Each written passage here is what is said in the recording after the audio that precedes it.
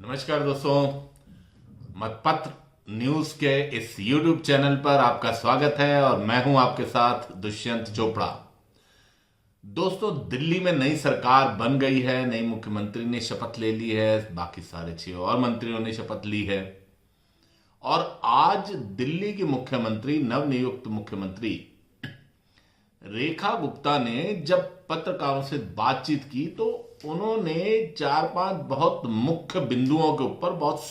जो बोला उस पर बहुत एक, अगर हम संक्षिप्त उसकी विवेचना करें, उसको एक क्रमबद्ध रूप में अगर हम बात करना चाहें तो सबसे पहले तो उनका यह कहना था कि दिल्ली की जनता से जो जो वादे किए गए हैं वो सारे के सारे वादे पूरे किए जाएंगे। जहां उन्होंने एक तरफ 3 दिन के विधानसभा सत्र को बुलाने की बात की, तो वहीं साथ में उन्होंने ये भी बात करी कि पिछली सरकार से ये जो नई सरकार आई है, इसको जो खजाना मिला है वो खाली खजाना है, यानी बहुत ही घाटे की सरकार चल रही थी जो आम आदमी पार्टी की केजरीवाल सरकार और बाद में आतिशी सरकार चल रही थी। वो घाटे की अर्थव्यवस्था को आगे चला रहे थे और खजाना बिल्कुल खाली है। लेकिन यह ध्यान देने योग्य बात यह है जो रेखा गुप्ता ने अपने बयान में बोला, उन्होंने कहा कि ये जो आने वाला 3 दिन का सत्र है, इस सत्र में जहां एक और सभी नवनियुक्त विधायक शपथ लेंगे, विधानसभा अध्यक्ष उपाध्यक्ष का चुनाव होगा, लेकिन उसके साथ ही जो उन्होंने वादा किया था दिल्ली की जनता से, भारतीय जनता पार्टी ने अपने घोषणा पत्र में, कि सीएजी की रिपोर्ट सदन के पटल पर रखी जाएगी। तो ये बात जो उन्होंने कही रेखा गुप्ता जी ने, जो नवनियुक्त मुख्यमंत्री हैं दिल्ली की, कि सीएजी की रिपोर्ट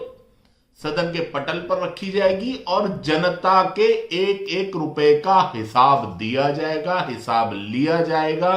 कि कहां सही खर्च हुआ, कहां गलत खर्च हुआ, कहां घोटाला हुआ, कहां गबन हुआ और कहां दिल्ली की जनता की गाड़ी कमाई का जो पैसा था वो विज्ञापनों में खर्च हुआ या कहीं और खर्च हुआ। अब इस बात को जब हम अपने थंबनेल में जो हमने विषय दिया है कि केजरीवाल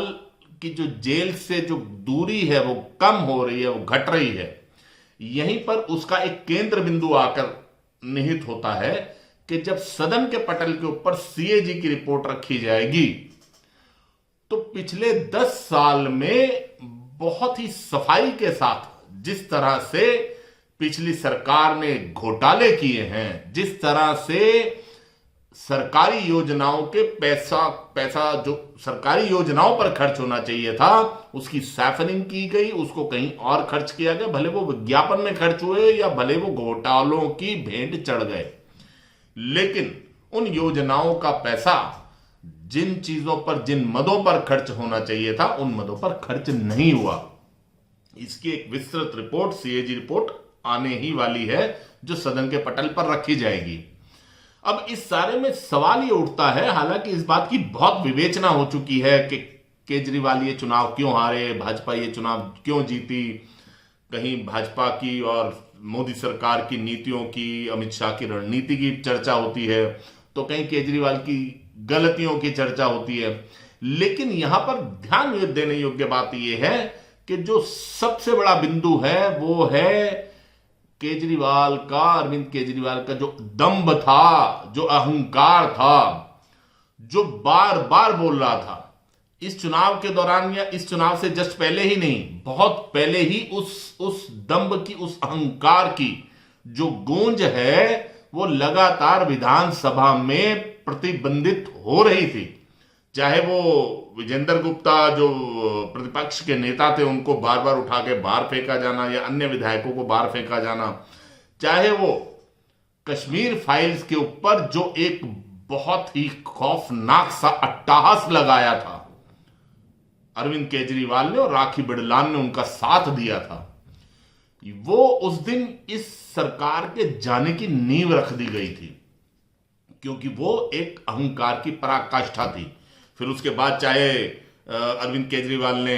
प्रधानमंत्री नरेंद्र मोदी को चुनौती दी हो कि आप कई जन्मों तक मुझे हरा नहीं सकते, कई आपको जन्म लेने होंगे, चाहे वो संजय सिंह द्वारा निहायत ही बदतमीजी से दिया गया संसद में, राज्यसभा में उनका बयान रहा हो, जहां उन्होंने बिल्कुल निर्लज्जता की हद को पार करके बयानबाजी करी। और इसके साथ ही केजरीवाल की हार की इबारत उसी दिन लिख दी गई थी जिस दिन वो शराब घोटाले में, जब वो जेल में बंद थे और वो किसी भी तरह से जुगाड़ करके अपने वकीलों की मेहनत के बल पर या किसी भी चीज के बल पर वो सुप्रीम कोर्ट से राहत पाए, वो बाहर आए। तो बाहर आकर जो उनको एक आशा थी, जो एक उनके उनके मन में एक लालसा थी कि बाहर जन सैलाब उमड़ा पड़ा होगा उनका स्वागत करने के लिए और वो एक मसीहा की तरह दिल्ली की जनता के सामने अपने आप को प्रस्तुत करेंगे,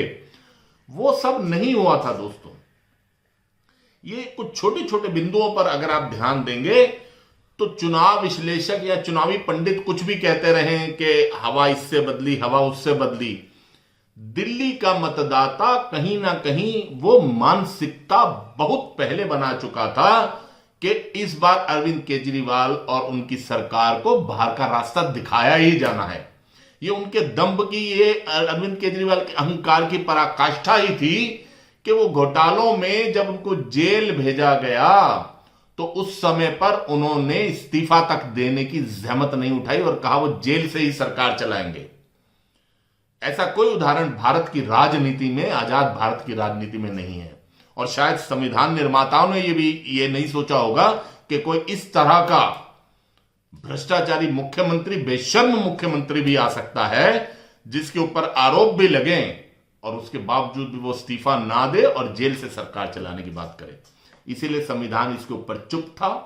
और सुप्रीम कोर्ट चाहकर भी इसके ऊपर कुछ नहीं कर पाया। ये वो वक्त था कि जिस वक्त अगर अरविंद केजरीवाल इस्तीफा देते, जैसे कि उसी समय सेम उसी कालखंड में जो हेमंत सोरेन ने इस्तीफा दिया, उनके साथ कहीं ना कहीं जनता का जुड़ा हुआ सिंपैथी उनके साथ में बनी और वो दोबारा झारखंड में सेम उसी कालखंड में चुनाव जीतकर भी आए। लेकिन अरविंद केजरीवाल इतने अहंकार से परिपूर्ण थे उस समय कि उन्होंने इस्तीफा देने की जहमत नहीं उठाई। और बाद में भी अगर उन्होंने आतिशी को मुख्यमंत्री बनाया, इस्तीफा दिया, तो वो भी इस मजबूरी के तहत दिया कि सुप्रीम कोर्ट ने उनके ऊपर इतनी रिस्ट्रिक्शन लगा दी थी कि वो सेक्रेटरीट नहीं जा सकते, वो कोई फाइल साइन नहीं कर सकते, वो कोई नीतिगत फैसला नहीं ले सकते, वो कैबिनेट की मीटिंग नहीं बुला सकते। तो ये जो नियमों और कायदों से सुप्रीम कोर्ट ने उनको बांधा, उनके तहत ही उस मजबूरी के चलते उन्होंने मजबूरी में इस्तीफा दिया। और ना सिर्फ मजबूरी में इस्तीफा दिया बल्कि बहुत ही ढिठाई के साथ उन्होंने ये कहा कि ये जो आतिशी हैं ये स्टॉप गैप अरेंजमेंट है, मैं जैसे ही दोबारा से जीत कर आऊंगा और दिल्ली की जनता अगर मुझे बनाती है तो मैं फिर से ही मुख्यमंत्री तभी बनूंगा जबकि दिल्ली की जनता मुझे दोबारा से जिताएगी। खैर दिल्ली की जनता ने उनको नहीं जिताया, ये एक दीगर बात है। लेकिन आप देखिए कि जिस तरह से एक एक करके उनके ऊपर घोटालों की तलवार लटकी हुई है, भले वो सीएजी की रिपोर्ट शीश महल के ऊपर आनी हो, जो उन्होंने अपना शीश महल तैयार किया, भले वो लिकर स्कैम हो, भले वो मोहल्ला क्लिनिक में जिस तरह से घोटाले हुए, नकली दवाइयों से लेकर नकली जांच तक की जो पर्चियां बनी, भले ही वो स्कूलों में नए कमरे या रेनोवेशन के नाम पर जो काम फॉर एग्जाम्पल 10 रुपए में हो सकता था वो काम 40-40 रुपए, मतलब 4 गुना रेट के ऊपर दिल्ली के स्कूलों में कमरे बनाए गए। और इस बात का उन्होंने खूब गुणगान किया, खूब इसका महिमा मंडन किया कि न्यूयॉर्क टाइम्स से या विदेश के अखबारों में फ्रंट पेज पर न्यूज आ रही है, दिल्ली की एजुकेशन पॉलिसी के ऊपर यह बोला जा रहा है, यह लिखा जा रहा है। लेकिन असल में उस विज्ञापनों की उन विज्ञापनों की या मीडिया का जो प्रचार आम आदमी पार्टी और केजरीवाल ने किया, उसकी आड़ में, उस पर्दे के पीछे जो खेल घोटालों का और भ्रष्टाचार का नंगा नाच हो रहा था, उस सब की परतें अब खुलने ही वाली हैं। मोहल्ला क्लिनिक के मामले भी सामने आएंगे, स्कूलों में जो बदइंतजामी हुई और जिस तरह से कमरों के नाम पर घोटाले हुए, उसके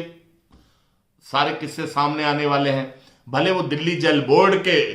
साथ जुड़े हुए जितने भी मामले हों, किस तरह से दिल्ली में टैंकर माफिया ने पानी के नाम पर लूट मचाई, और वो दिल्ली के गरीब जनता जिसने आंख मूंद कर 2015 और 2020 में अरविंद केजरीवाल का साथ दिया, उसको वोट दिया, उसको किस तरह से इन्होंने धता बताया, किस तरह से उनके साथ धूर्तता करी, मक्कारी करी और धोखा किया, उनको महंगा पानी, बोतल का पानी खरीद कर पीने को मजबूर किया। ये सब वो बातें थी जो ना सिर्फ अरविंद केजरीवाल का हार का कारण बनी, बल्कि ये वो चीजें हैं जो आने वाले निकट भविष्य में वो अरविंद केजरीवाल जो अपने आप को कट्टर ईमानदार कहते थे, जो अपनी तुलना शहीद भगत सिंह के साथ किया करते थे, वो जो अपनी कुर्सी के पीछे केवल 2 ही तस्वीरें लगाया करते थे, बाबा साहब अंबेडकर और भगत सिंह, तो उन अरविंद केजरीवाल का दोबारा से जेल जाना दोस्तों आप तय समझिए, क्योंकि अब वो पहली बात तो किसी वैधानिक पद के ऊपर नहीं है, ना वो एमएलए है, ना वो चीफ मिनिस्टर है, ना वो सांसद है। हालांकि ब्रैकेट में इतना जरूर कहना चाहूंगा कि वो जल्दी से जल्दी इस प्रयास में लगे हुए हैं कि किसी तरह से चीजें मैनेज हो, कोई राज्यसभा सदस्य उनका आम आदमी पार्टी का इस्तीफा दे और वो बैकडोर से सीधा राज्यसभा में जाए और एक इम्यूनिटी प्राप्त कर लें। लेकिन सबसे बड़ी बात यह है कि वो किसी भी तरह की इम्यूनिटी प्राप्त कर लें, राज्यसभा में भी चले जाएं, उनको जेल जाने से बचना बहुत मुश्किल है, क्योंकि इतना वाटर टाइट केस उनके ऊपर बना हुआ है कि जिस तरह से शराब घोटाले में मास्टरमाइंड के तौर पर वो हो, चाहे सिसोदिया हो, या स्वास्थ्य मामले में जितने भी घोटाले हैं उसमें सत्येंद्र जैन हो,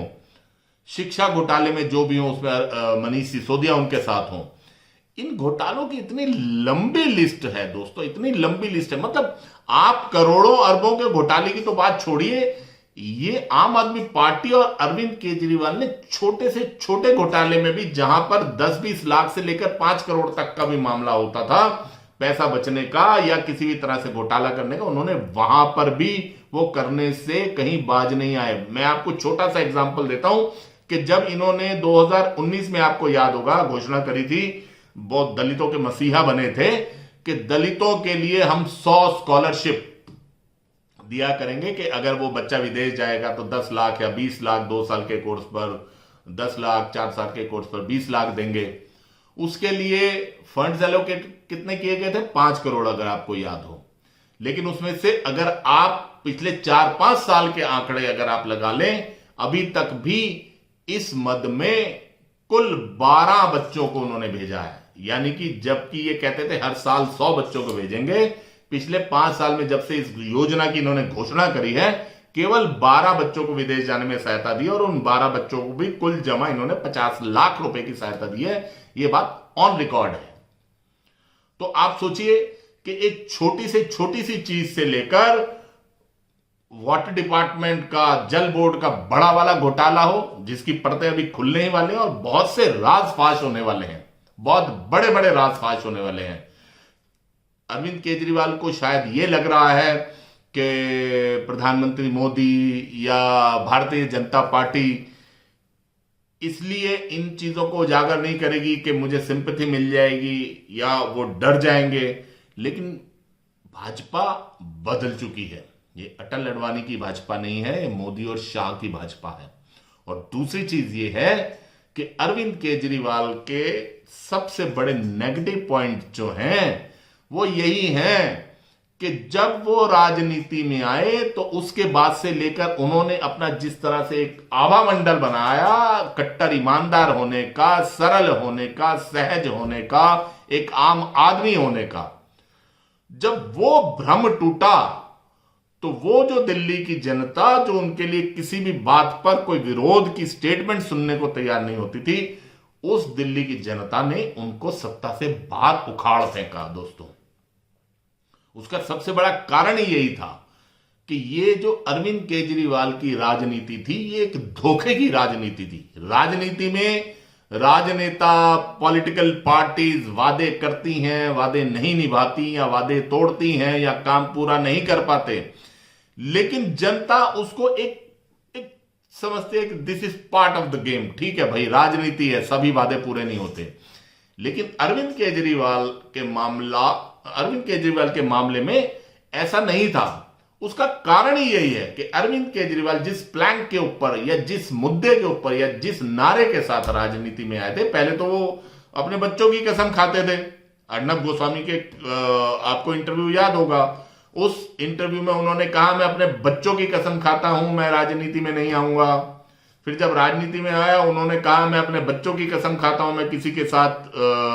कांग्रेस के साथ गठबंधन नहीं करूंगा, लेकिन उन्होंने किया। उन्होंने कहा जी मैं बच्चों की कसम खाता हूं कि मैं वैगन आर में चलूंगा, 2 कमरों के